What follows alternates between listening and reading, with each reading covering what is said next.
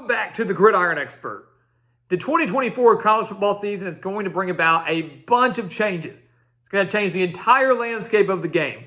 But one of the biggest storylines to watch out for heading into next year, not this upcoming season, but the year after, is the addition of Oklahoma and Texas to the SEC. It is not only going to change the SEC as we know it, but it's going to change college football as we know it. But looking ahead now, and we'll revisit this next year as well, kind of got us thinking, who would do better in the SEC? Who would be the better team in the SEC right now and maybe going forward? Would it be the Sooners or would it be Texas? Obviously, that's hard to predict. It's all subjective because we don't have a schedule for these two teams yet. We don't know what the roster will look like next year. But it is going to be a fun topic to discuss. So welcome back to the Gridiron Expert, guys. Today, taking a look at Oklahoma and Texas making a major move to the SEC next year.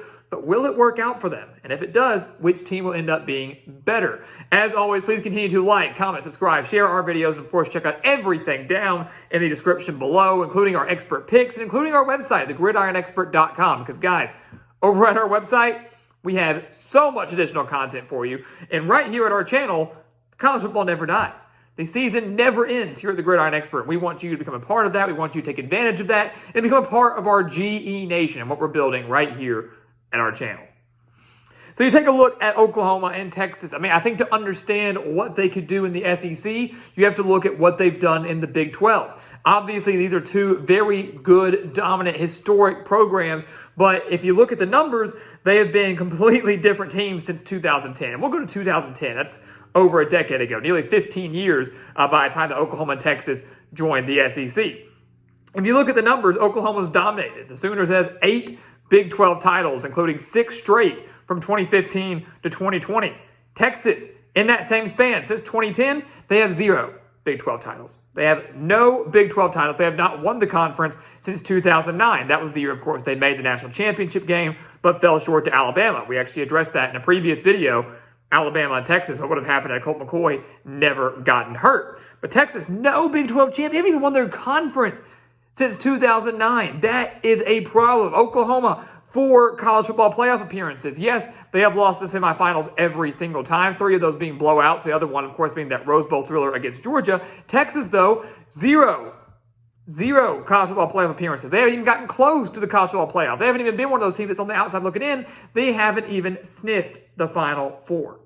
Texas also only has 1 10-win season since 2010, that one coming back in 2018, where they made the Big 12 championship, fell to Oklahoma, and then, of course, won the Sugar Bowl over Georgia. That was, of course, under Tom Herman, who's now at Florida Atlantic. Crazy how everything changes in just a span of a few years. But you look at this, guys. If I'm Oklahoma and Texas, I'm excited about joining the SEC. Obviously, from a financial standpoint, it's huge for the two programs. It changes college football as we know it.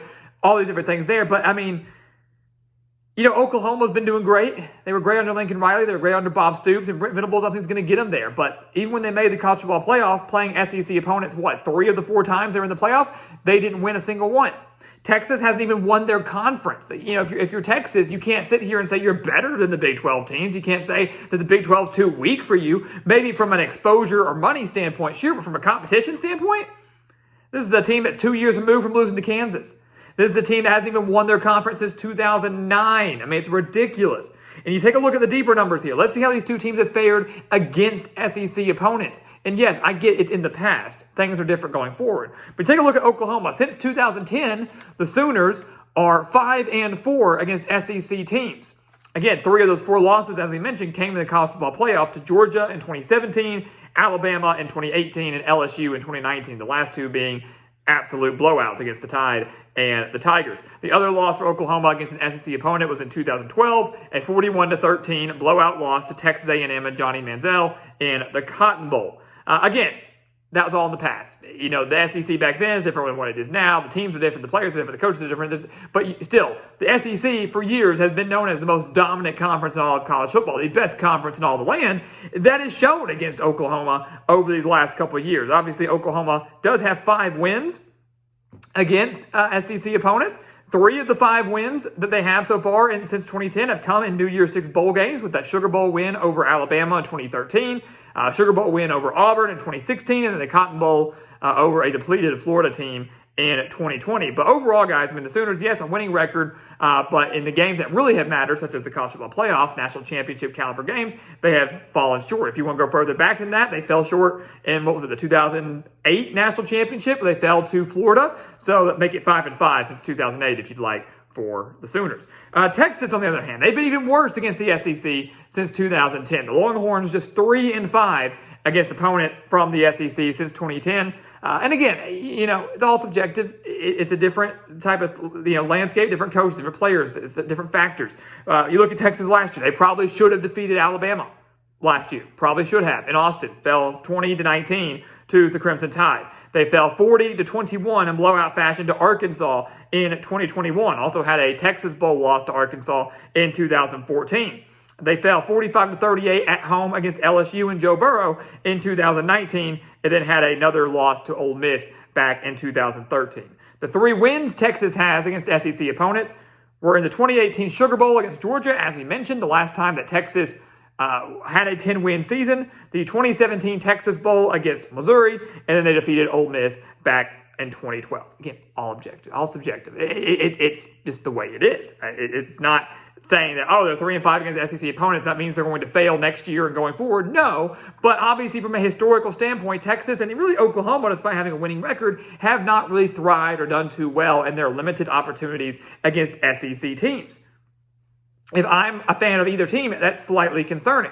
If I'm a fan of either team right now, what the teams have done the last couple of years, it's slightly concerning. Last year wasn't great for Oklahoma. Last year was a disappointment for Texas. And every year it feels like we hype these teams up because of their names, because of the recruits they bring in, because both of them do very well recruiting, and they typically fall short, and they're falling short against, some would say, inferior opponents than what they're going to face on a regular basis in the SEC, where they're, depending on how the SEC does the scheduling next year, whether they do pods or whether they do however they choose to do it, we don't know, but you're going to be in a conference with Alabama and LSU and Texas A&M and Georgia and Florida and Tennessee, and every now and then a couple teams that come out of nowhere like an Arkansas, Mississippi State, Ole Miss. I mean, you never know. You never know. And obviously teams are going to be good, they're going to fall. That's the world of college football. It's hard to stay at the top consistently. We know that. Not many teams can do that. But to me, if you're struggling to win the Big 12, again, not to dog on the Big 12, there's a lot of good teams to come out of there. Big 12 has actually put up some great performances. TCU's been great.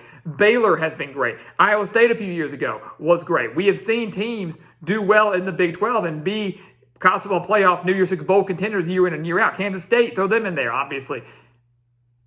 But if I was to put those teams in the SEC as well and say, hey, every week you're going to play Alabama, Auburn, LSU, and Georgia 4 weeks in a row, I wouldn't bet on any of those teams winning more than one of those games, if any at all.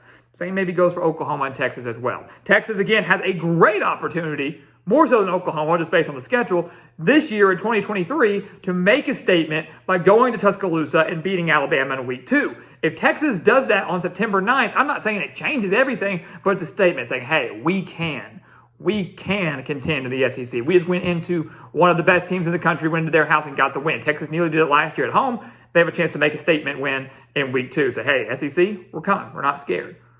But right now, I'm telling you, if I had to choose a team that I think is going to be more set up for success in the SEC, I'm actually leaning Oklahoma. I really am. I'm going with the Sooners here. I think their future is just a little bit brighter. They have maintained more consistent success, even dating all the way back to the Bob Stoops era, more consistent success than Texas has. Oklahoma, to me, has fared better against SEC opponents than Texas has. And it's kind of weird to think about because Texas typically, is a little bit better on the recruiting trail. They have so much great talent coming in, and they continuously fall short. I'm not saying that's going to be the case every year, but if I was placing money right now, who's going to have a better record by the end of year 1 of the SEC?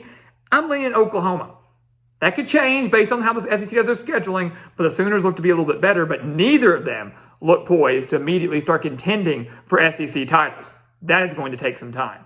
It's a big move. It's a historic move. It's a financially beneficial move, but it is going to be rough, I think, for the Sooners and the Longhorns going forward, at least for a few years as they get acclimated to life in the SEC. So guys, as always, thank you so much for watching us here at the Gridiron Expert on YouTube. Make sure to continue to like, comment, subscribe, share our videos, and of course, check out everything down in the description below. We want you to become a part of our GE Nation because here at the Gridiron Expert, college football never dies. And once again, guys, as always, thank you so much for watching, and we'll see you next time right here on the Gridiron Expert. Yeah.